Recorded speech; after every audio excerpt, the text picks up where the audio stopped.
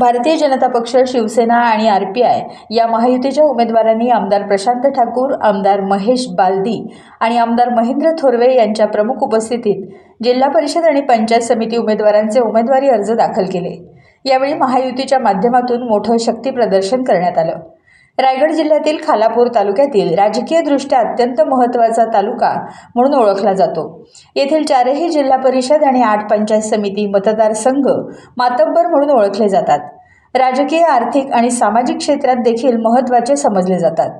चौक जिल्हा परिषदेसाठी महायुतीकडून सौ संगीता विजय निरगुडा यांना भारतीय जनता पक्षाकडून उमेदवारी देण्यात आली आहे।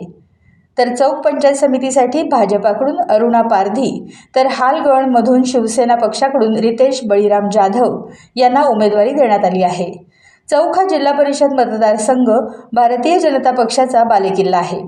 वासंबे जिल्हा परिषद म्हणून भाजपकडून नेहा भूषण पारंगे, तर रिस गणाकडून कृष्णा पारंगे आणि वासंबे गणातून अर्चना आत्माराम भोईर दोन्ही गण भाजपसाठी सोडण्यात आले आहेत।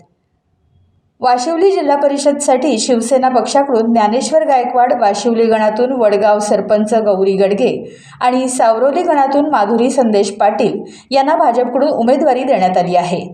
तर आतकरगाव जिल्हा परिषदसाठी भारतीय जनता पक्षाच्या रेश्मा राजेश पाटील या माजी जिल्हा परिषद सभापती नरेश पाटील यांच्या सुनबाई आहेत। तर सासगाव गणातून रोहिणी येरम आणि खानगाव गणातून भाई उर्फ रघुनाथ शिंदे हे माजी जिल्हा परिषद उपाध्यक्ष यांना शिवसेनेतून उमेदवारी देण्यात आली आहे। टाइम्स डिजिटलला लाईक करा, शेअर करा, सबस्क्राईब करा आणि बेल आयकॉन दाबायला विसरू नका। Times digital.